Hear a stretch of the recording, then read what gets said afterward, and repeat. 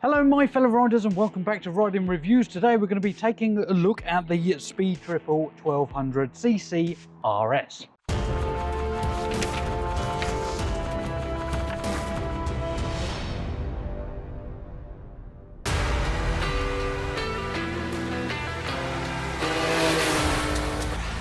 Now this is a beast of a machine, but you've heard a lot from me previously on other motorcycles. Today, why not listen to somebody else? Now this is James. He is a technician at Pure Triumph in Woburn, and he took this out yesterday and did about 50 odd miles on it. Just because, why not? He can.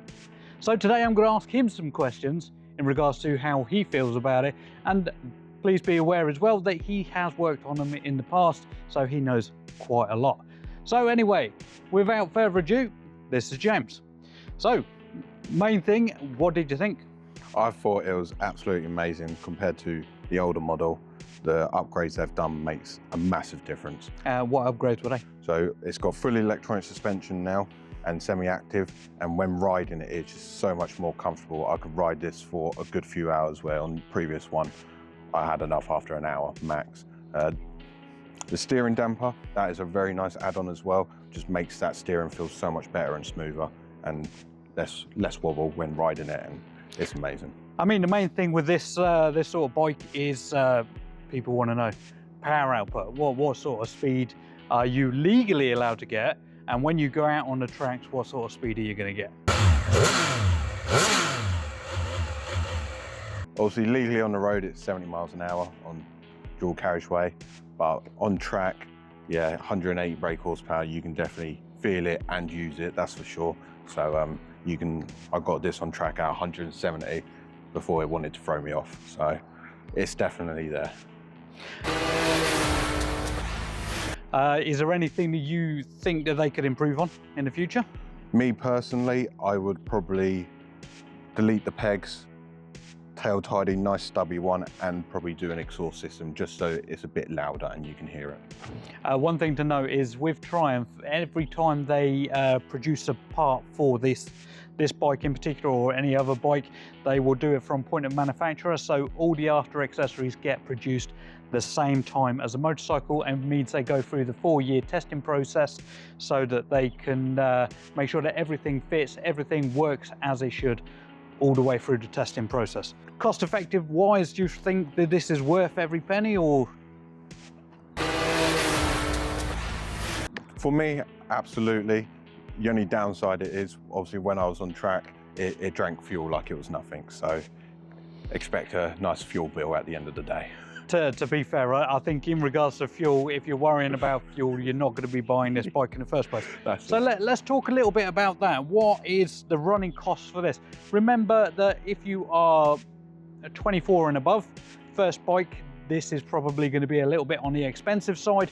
But if you are a seasoned rider, insurance on this should be somewhere in the region of £700 to say £1,100, depending on your personal circumstances. I personally recommend BikeSure. BikeSure will give me a little bit of a kickback if you do buy one of their products from my description at the bottom. So please do that, because it does help me out a massive amount. But anyway, what about servicing costs? How many services do you reckon you need on this? So servicing, obviously you've got your 600 mile after you buy it from brand new, and then after that it's annual, second annual, third annual, or 10k or 20k service whenever you reach that mileage. Usually from whichever dealer you buy it from, your first service, you would only pay parts for that. The labour would be paid for by the dealership directly. A standard, it would be £83 for the first service. Second service is going to be somewhere in the region of 300. The 20k service is a very expensive service at £950 to £1,000, but remembering it's a 7-hour job, and the technician will be spending every minute on there, taking the tank off, taking all the fairings off. They have to get the valve cover off, do the valves, and then there's a lot of other stuff that go into it. So yes, they are a little bit on the expensive side. Are they worth it? Absolutely. Is there any other features on this bike that you think are particularly good? The quick shifter, obviously that comes as standard anyway, but just easy ride along, up, down, it makes it so easy. no effort whatsoever. Cruise control, that's another big add-on that comes as standard as well now. Just going for a cruise, whacking cruise control, and you're good to go. Nice and easy and comfortable. There's a couple of features on here that people may like, may not. It does come with a keyless entry. Some people like that, some people don't. Me personally, I would say I'd rather have a key, but there you go. If you do have one of those, Triumph have a button on theirs so that you can physically turn the RFID frequency off, so that if people do come up to your house with a laptop, they can't actually receive the signal unless they turn the key back on. Another thing to note is all Triumph motorcycles are Triumph owned diagnostics. So if you do need to do any troubleshooting on your bike, it will have to go back to the dealer. And finally, Triumph have a really good after sales and really good warranty process.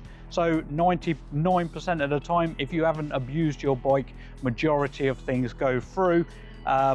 Things like tires, brake pads, chain sprockets, they're classed as a consumable item, so they will not. And another thing to note is a battery has 12 months warranty, not 2 years, because they can be affected by a lot of other features or factors. So yeah, that's pretty much all we're going to go into today. There is a test ride video after this one, so you can see exactly what you're getting for your money, remembering that this is a on-road test ride, so it will not be doing 170 miles an hour. So please take that into consideration. This is a road legal bike and it is a track bike, remembering that you can't go 170 miles an hour on the road. There is a disclaimer at the bottom. If you do this, this is down to you. It's got nothing to do with me. But anyway, so I hope you've enjoyed that video, and say thank you to James for participating in this one. I'm sure he's going to show up on some videos in the future.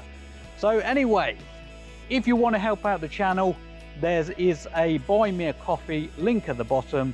I will give some of that to James if you do that, and all proceeds go to supporting this channel in the future, remembering that I do every single part of it, whether it be editing, video recording, or any of the equipment, is all owned by myself and only myself. So if you are helping somebody, you are helping me.